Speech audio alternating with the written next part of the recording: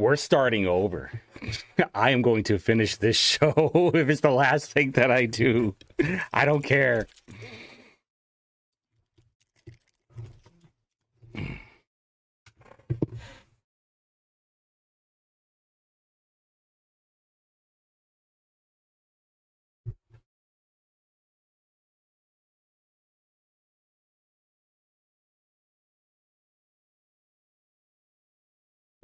All right, yeah, we're back. All right, now we're back. Oh boy, that actually works too now. The chat's actually working too. Yeah. What a giant mess. What a giant mess. No, you know what happened? It's Restream. I'm trying a different platform. I might have to try something else, or I'm just going to use YouTube from now on. YouTube never fails. Let me tell you what. All right. I'm just going to start the whole... I'm going to start it all over again. We're going to talk about Jean Leasting. She got a pipe bomb threat. We got Mike Bohachik. He got a threat too. The new map isn't that great. Not a fan of it. This is the proposed congressional map with the congressmen and women on here. This is the current one right here. This is the one that I like from Erickson. I like it because number 8 has a middle finger. If you're going to have to do a redistricting, at least have some fun with it, right? Why not? We got 2 protests that one happened today and one is happening next Monday at 9 o'clock. That's when the Senate will convene too. Boomers showed up. Let me tell you what. Republicans, get it together. Even if you have to pay people to show up to your protests, just do it. Because Democrats show up every single time. Sure, just trick them that it's arts and crafts time. That's all you have to do. All right. Then, but right when right an hour before everybody's supposed to meet at the House, supposed to convene, get some business done. Some of the bills on the IGA website started coming out. The one that I was looking for was the redistricting bill. Now, this was going to allow the General Assembly to amend congressional districts at a time other than the first regular session of the General Assembly convening immediately following the U.S. decennial census. So, what does that mean? Redistrict time, baby. That's what that means. And, of course, right when they were going to convene and get business going, drama started happening. Phil Giaquinta, he goes and says there's a point of order. House Speaker Todd Houston, he has to say, all right, we're going to chill out for just a little bit until we figure this whole thing out. Ended up happening was, I don't even have it here now. Calls the House back from recess. Chair machine shows 68 members present. Chair declares quorum for conducting of business. Now we'll return back to the point of order. After consideration, the point was not well taken. It was not well taken. What's really funny, like even leading up to this whole thing, Mitch Gore goes on Twitter and says, we need to stage a walkout. That's right, Democrats, get together. We're going to make sure there's no quorum. And then as far as someone told me that he was actually there, we're going to check to see how many people actually voted, though. Then we'll know for sure. Was Gore on there? Yeah, guess what? Gore showed up. So the guy who wanted to stage a walkout went back on his word and then decided to be there anyway. Shocker, Democrats. Shocker. So Ben Smaltz, go ahead and introduce the bill for redistricting. Drama started right away. Todd Houston said, man, whatever. Now, what I didn't understand is like, what happened? What was the deets going on? So Phil Giaquinta says, well, you know what? It's because they didn't tell us that it was going to be okay to meet up. And so Matt Pierce, actually, let's just play it real quick. I'm back on January 5th. 2.3, Rule 2.3 says that anytime you want to change that, it's the speaker in consultation with the minority leader. So, hey, guess what? We're supposed to meet back on January 5th. If we want to change that, you got to meet with us to make sure that we're okay with it.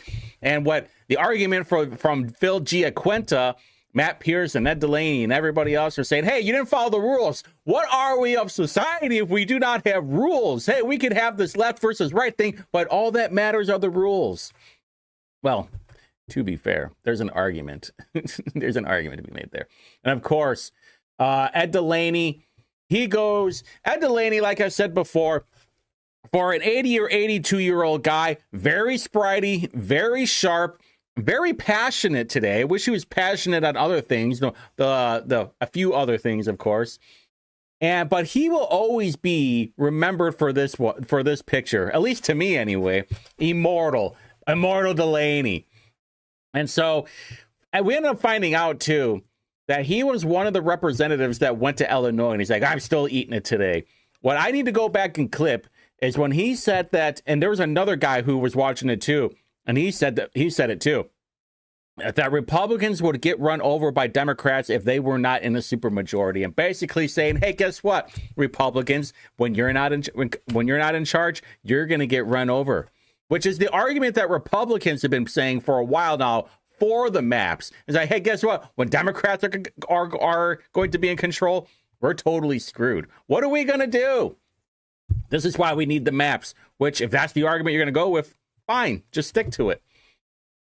All right, so then Ben, Representative Ben Smaltz, he goes onto the podium and basically explains like, no, actually we are following the rules, no big deal, and we are also behaving properly, which I thought was very interesting from Ben. Now, this is where it gets really funny, because after the they ruled. Hold on, wait, hold on. Did I miss one? Yeah, I think I missed one. So they voted on the appealing of the ruling of the chair. And so all of the Republicans, they voted yes. And then, all the Democrats, they voted nay. And so the ruling of the chair is sustained. We are having business, is what he's saying. And then after that, they went back into recess and came back within like a few minutes, and there was a motion to adjourn by Delaney. And of course, it failed. What I thought was really interesting was that Ed Clear, who is a Republican, voted with Democrats on, wait, that's the one to reject. Oh, that's right. Hold on. This one, to reject the bill. It was to adjourn. Yeah. It was to adjourn right here. Ed Clear and Jennifer Meltzer, they voted with Democrats to adjourn, which I thought was really interesting because Ed Clear, if you remember the trust chart, he was like third in line for like people that we will never trust at all. But Jennifer Meltzer, that one was a little bit different. Did not expect that. Would love your opinion in the chat what you think about Jennifer Meltzer, because I don't even know where she is on the trust chart, to be honest with you. Okay, so this is where it gets really funny. Now, for a guy who has watched a lot of committee meetings, who basically followed the entire session last year for the very first time, these are all the usual tactics that I see from Democrats. They love to yap. They're like Michael Paul Hart. They love to yap. And so you have Ed Delaney, you got Matt Pierce, you have Gia Quinta, Suresh Pryor, and Blake Johnson. They're all up there stating their case of what is going on. And what was really funny is Suresh Pryor, which I was trying to find the clip. I will clip it and then put it on Twitter and Facebook tonight. Basically, Suresh Pryor saying, like, we have one African-American in Congress that represents us, and basically pulling the race card on this being like gerrymandered because of racism. It was very amusing. I'm very surprised that it took that long, because what we were in, it started at 2:00. It took almost an hour in to actually get to the race card. Very proud of Democrats waiting that long. Their final one, the last act of a desperate man. It was very amusing, to be honest with you. All right, so after that, they adjourned. They had a motion to reject the bill, and obviously Ed Clear, he voted with Democrats on it, and we are back to business of what is happening. Now, if you guys, what I was talking about here a second ago, Ed Clear, right here, number 3. So this is the Indy Reporter trust chart. Democrats, never trustworthy. Never, ever, ever. Next in line after that, Ed Soliday. So, hey, Ed, you're only one above Democrats, all right, bud? And then Ed Clear, and then we have a lot of other people too. If you want to hear the list right here, we got Ed Clear, Jim Pressel, Jake Teshka, Houston, Danny Lopez, and which we're going to talk about Danny Lopez here in a minute. Ethan Lawson, Schockweiler, Wendy McNamara, Bo Baird, Jeff Thompson, Ethan Manning, and Barnett, I think, is back there too. Okay, so this is what's happening now. Tomorrow at 9 o'clock a.m., this is when the elections and apportionment is our meeting, basically election committee. They're meeting at 9 a.m., and I expect there will be a lot of people that will be speaking up against this bill. Now, what's really funny, though, is that if you guys want to go and you want to talk at midnight is when you can sign up. You can't sign up right now. It starts at midnight. And believe me when I tell you, you might want to pack a lunch. You will most likely be there for a while because I anticipate that entire room to be completely filled. Now, I don't know where, it's in the House chamber. So you guys I'm going to give you a little bit of advice. I've only been down there one time during session where everybody was meeting. All right, so it's on the second floor. It's hard to miss. You will get there, but you have to pay attention. I'm sure they will be very organized on who will be where and when your turn is up. Think of it as a restaurant. You're going to be in the queue. I know Ireland is awesome. He's king of the trust chart. And what I would recommend to you is make sure that you are well rested and ready to go. I don't know what the time limit will be. It will probably be between 2 and 3 minutes. So make sure. I'm really trying to give you advice here too. Trust me when I tell you. I want you, if you're going to have an argument for it, please put out your best argument and make sure that it's in that time frame. During the council in Indianapolis, you have 2 minutes. Sometimes they range from depending how many people will go there and speak. It's between 2 and 4 minutes. I would expect 2 minutes probably. So make sure that you have your whole speech ready for it. I would say time it. If you need to cut anything down, make sure you cut anything down, because when that buzzer goes off for Wesco, you're getting the cane. You're getting pulled off of there immediately. There are going to be a lot of people there that are going to be repeating the exact same thing. So try and be original, please. Maybe do a poem, do a rap song. I don't care. Bring in a ukulele for all I care. Make it entertaining, make it snappy, make it original. That's all I beg for you. Listen, I'm going to be watching this all day tomorrow. And if I do not want to have to listen to the same song and dance as I normally do. Drew's right.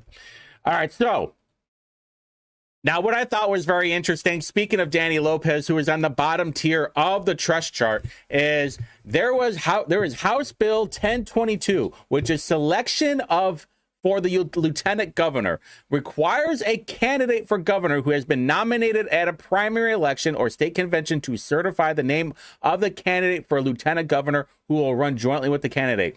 Now, normally, and all of you guys in the chat understand this right now, what will happen, normally happens is the convention will pick out the lieutenant governor, the treasurer, the auditor, the secretary of state.